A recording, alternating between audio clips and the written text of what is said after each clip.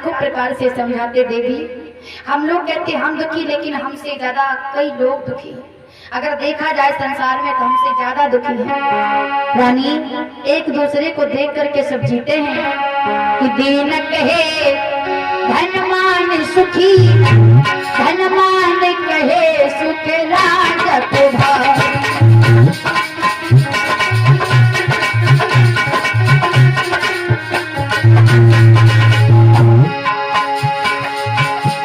हरि इंद्र कहे चक्रवर्ती सुखी, चक्रवर्ती कहे सुखी रंजित भाई।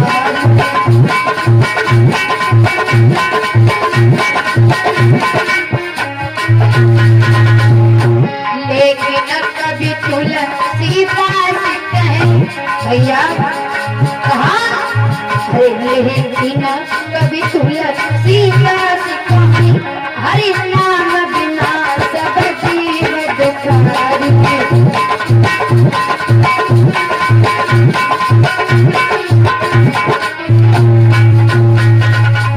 इसलिए रानी, आप चिंता ना करो, हर कोई दुखी है, सुखी कोई नहीं है। हर दुख सहन होता है दुर्बल शरीर का, और भोगता है प्राणी फल अपनी तकदीर का। हे रानी, आप ऐसे अगर चिंता करोगे, क्या चिंता करने से कुछ बनेगा? नहीं ना।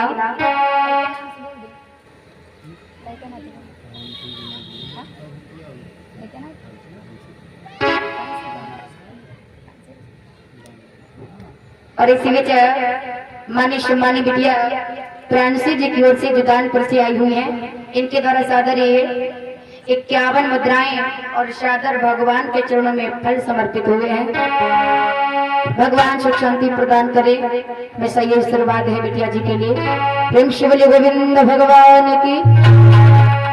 आज उसी समय इधर रानी ने रोकर के जवाब दिया कि महाराज कैसे क्या होगा, भगवान ने मेरी कोई खबर नहीं ली है कि प्रभु तूने कहाँ नजरी डाली, और मेरी बहन एक लाल।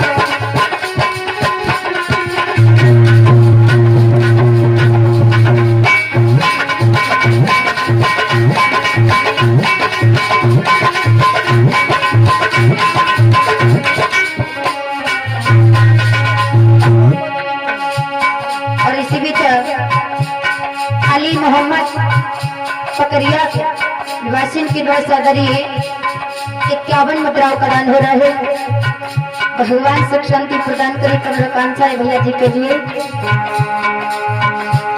प्रभु तूने कहाँ नजरी डाली, मेरे बहन के लाल।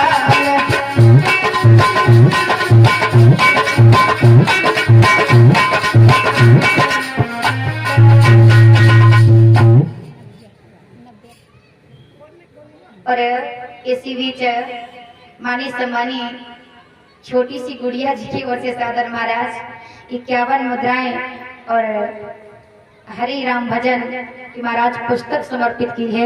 एक बार जोरदार ताली हो जाए, क्या बात है, बहुत सुंदर। जय हो। प्रेम शिवली गोविंद भगवान की, उमापति महादेव की। आज रानी कहती महाराज परमात्मा ने हमारी ओर से नजर ही फेर लिया, अब क्या होगा? उसी समय इधर महाराज तो सभा में जाकर के बैठे हैं। काफी समय हो गया रानी को रोते रोते। आज रानी ने इधर दासी को बुलाया और बांधी से कहा, हे बांधी चली जाओ, मेरे महाराज को बुला करके ले आओ। और जवाब दिया है बांधी कि अरे मेरी बहना जइयो निक जल्दी जइयो, राजा को जाई बुलाइयो, तुम्हारी बोलाई रही रानिया।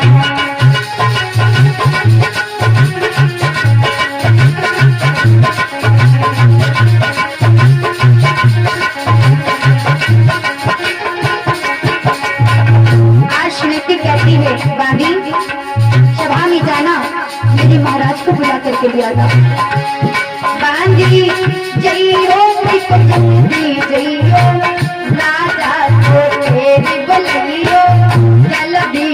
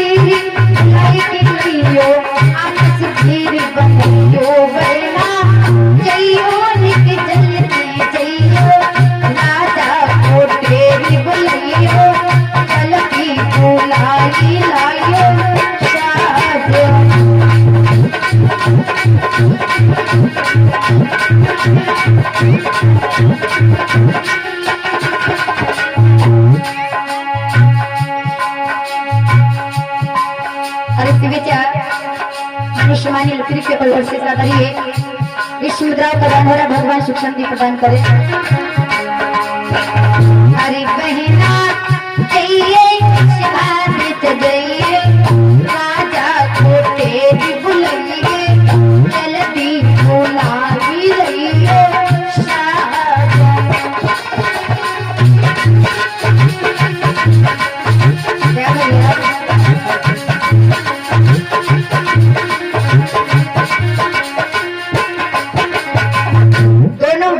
जवाब दिया, बहन चली जाओ सभा में और बुला करके ले आना। जवाब देना तो शीघ्र अभी ही रानी किसी क्षण बुलाया है। आज बांदी उसी समय चल देती है।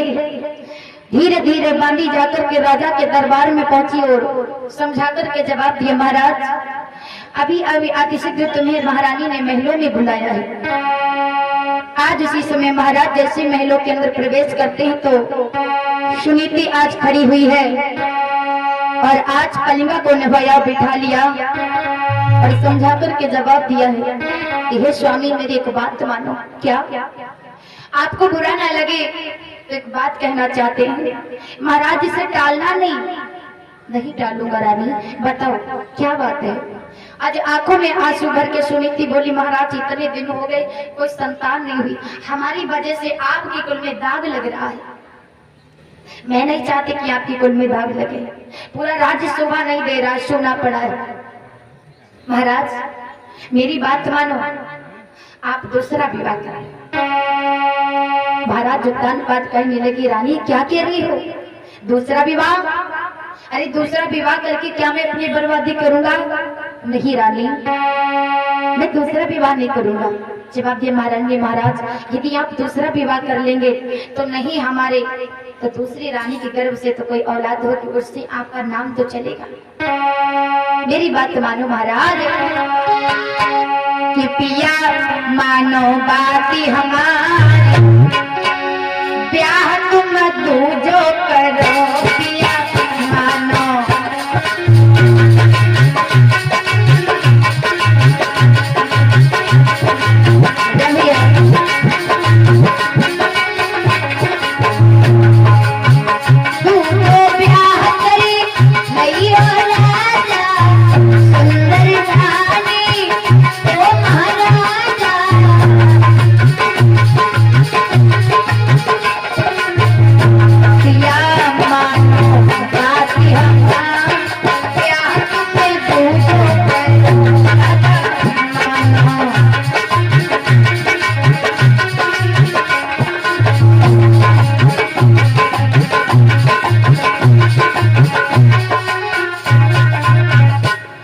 महाराज आप मेरी बात मानो, आप दूसरा विवाह कर लो।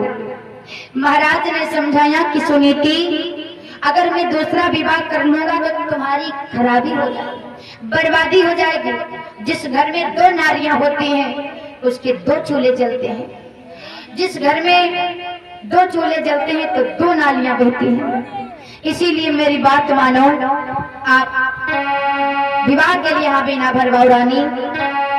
सुनीति कहने लगी, ऐसा नहीं महाराज, आप सोच रहे होंगे कि मैं उसको पराई मानूंगी, नहीं, आप विवाह कर लाएंगे, मैं उसको अपनी बहन के तरीके से रखूंगी। महाराज भगवान की ऐसी न जाने कौन सी नजर फेर ली है भगवान ने, जो आज हमारे गर्भ के द्वारा कोई संतान नहीं। इसलिए मेरी बात मानो महाराज, मैं आपके चरण पकड़ती हूँ, आप विवाह कर लो दूसरा।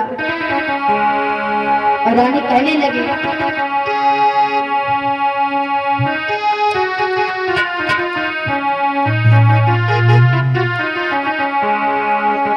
बोली महाराज दूसरा विवाह करके आंगन में लाओगे तो घर की शोभा बढ़ जाएगी। कि अरे जब करी हो तू जो ब्याह हुए आंगन की शोभा बढ़ाए।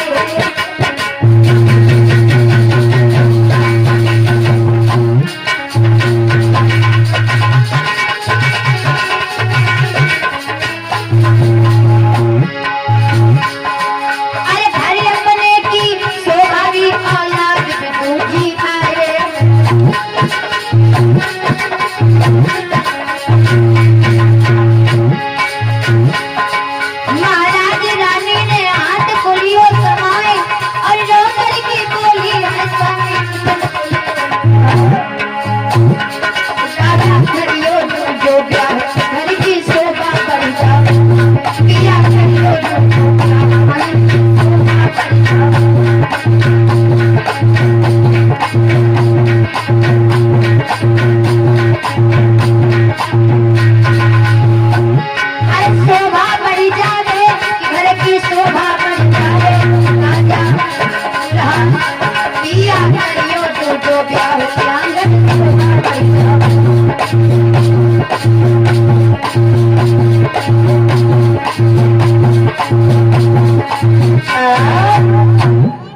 जवाब दिया है महाराज, आप दूसरा विवाह करना, आंगन की शोभा बढ़ जाएगी और हमारे घर में एक कोई किलकारी गूंजेगी।